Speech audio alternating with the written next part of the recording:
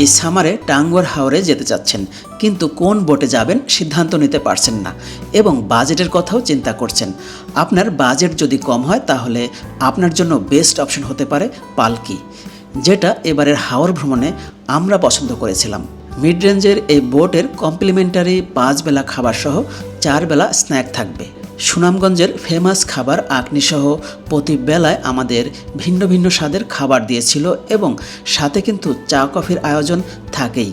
Family বা friends নিয়ে গেলে অনায়াসে 3 জন শেয়ার করতে পারবেন একটি ক্যাবিনে। ক্যাবিনের জানালা বেশ বড়, যা দিয়ে হাওরের দৃশ্য নয়ন ভরে দেখা যায়। এটা হলো বোটের রুফ, যেখান থেকে সব দিকের সিনেমেটিক ভিউ পাওয়া যায় এবং আমরা এখানে বসেই বেশি সময় আড্ডা দিয়েছিলাম। বোটে করে হাওর ভ্রমণকালে আপনারা এই 10টি স্পট দেখার সুযোগ পাবেন। ভাড়াসহ ভ্রমণের ডিটেলস জানতে আমাদের পূর্বের আপলোড করা ভিডিও দেখে নিতে পারেন।